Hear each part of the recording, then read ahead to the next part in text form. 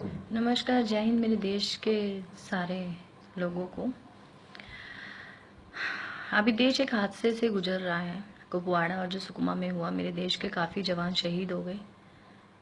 बहुत बुरा हुआ जो भी हुआ, लेकिन उसके बाद बहुत अच्छी लगी एक बात कि देश के काफ़ी लोग बाहर निकल के आए, जिन्होंने सरकार से मांग करी, कोई पहल करने की और जवानों के हित के बारे में बात की। बहुत अच्छा लगा कि आज चलो लोग बाहर आ रहा है, जवानों के साथ खड़ा हो रहा है। लेकिन अफसोस की बात यह है कि ऐसा कुछ होने नहीं वाला। यकीन मानिए, ऐसा कुछ नहीं होने वाला। हम सिर्फ मांग ही करते रहेंगे, हमारी मांग पे तो ध्यान दिया भी नहीं जाएगा। अब आपको मैं बता देती हूँ क्यों। अभी होली में जो केस हुआ था, उसके बाद अगले दिन जब बदले में मेरे देश के जवानों ने अटैक किया था, तब उस अटैक के बाद जब नक्सलाइट्स को बाहर निकाला जा रहा था जंगलों से, तब लोगों ने बोला था कि फौज के अंदर से मानवता खत्म होगी, इनको इनको इंसानियत नहीं है इनके अंदर। ठीक। अभी थप्पड़ वाला केस हुआ था जम्मू एंड कश्मीर में, तब रिटर्न में जब फौज ने जवाब दिया, तब ये बोला गया था कि एक तो उन पे अटैक करने का केस लगा दिया गया था, जान से मार देने का, और दूसरा ये कह दिया गया था कि मानवता नहीं है, इंसानियत नहीं है। आज उन सभी लोगों से मैं एक बात पूछना चाहती हूँ, जो लोग ये स्टेटमेंट देते हैं, चाहे वो सरकार से हो चाहे नॉन सरकार से हो, कि आप मुझे मानवता और इंसानियत की थोड़ी सी परिभाषा दे दीजिए, क्योंकि मेरी नज़र में तो परिभाषा डिफरेंट है। शायद आपके अंदर हो। लेकिन उससे पहले मैं आपसे एक क्वेश्चन पूछना चाहूंगी। नक्सलाइट जब किसी जवान को पकड़ के ले जाता है, उसके 50 टुकड़े, 14 टुकड़े, 15 टुकड़े कर देता है, क्या वो मानवता है?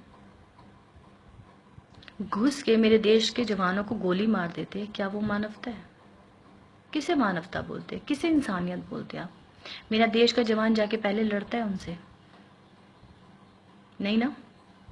तो जब पहले वो अटैक करते हैं, तो आप मानवता हमें क्यों सिखाते हैं?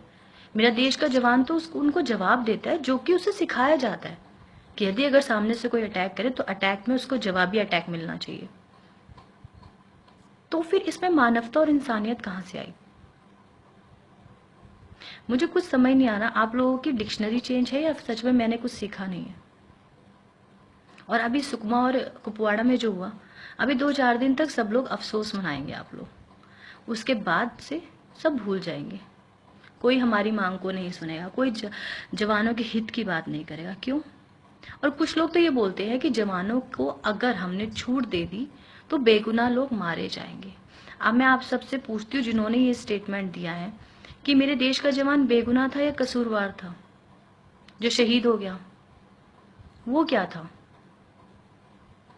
उन्हें तो आप बेगुनाह कह रहे हैं, जो बिना कुछ सोचे समझे जवान को अगर गोली मार देते, गोली मारने के बाद अगर उनके हाथ में लग गया मेरे देश का जवान, तो ना जाने उसके कितने टुकड़े हो जाएंगे। तो वो तो इंसानियत है, उनके लिए तो आप बात बना रहे हैं। और ये जो देश के लिए 24 घंटे खड़ा आपकी मेरी रक्षा कर रहा है, उसके लिए आप कुछ सोचते भी नहीं है। ऐसे कैसी सरकार चला रहे हैं आप?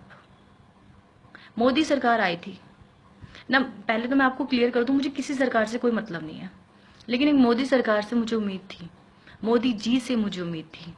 लगता था एक योद्धा है उनके अंदर, लगता था कि वो कुछ करेंगे देश के जवानों के लिए। देश के लिए तो बहुत कुछ कर दिया, देश के जवानों के लिए कुछ भी नहीं करा।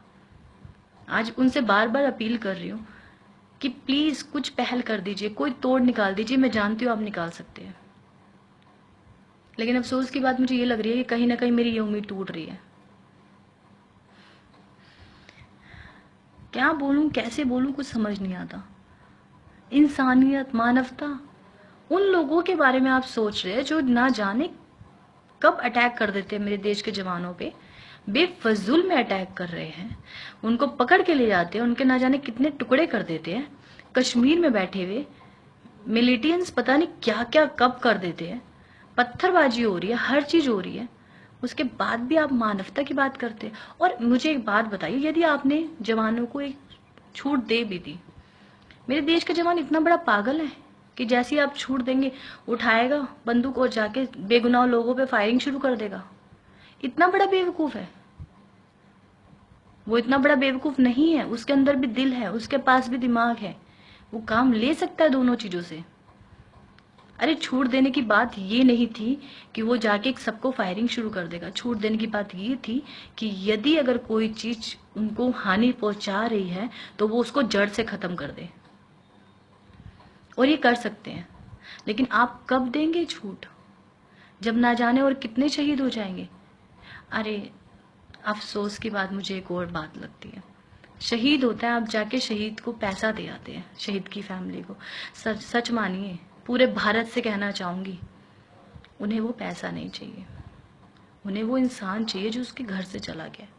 कब समझेंगे आप, कब समझेंगे उस इंसान की कमी को आपका पैसा पूरा नहीं कर सकता। कैसे समझा दिया, प्यार से भी समझा दिया, नहीं समझ आता।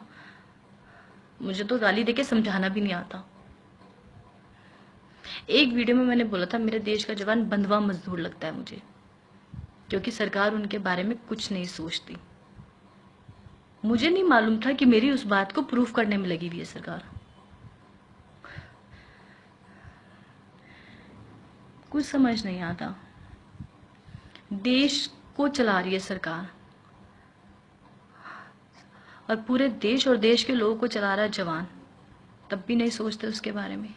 अरे जब जवान ही नहीं रहेगा तो कैसे देश रहेगा और कैसे देश के लोग रहेंगे, कभी ये भी तो सोच लीजिए। नहीं सोचेंगे। लेकिन मैंने एक चीज सोच ली। आज मैं पूरे देश के जवानों से एक विनती करने आई हूं, और मैं ये चाहती हूं कि इस विनती को आप दिल से सुनिए।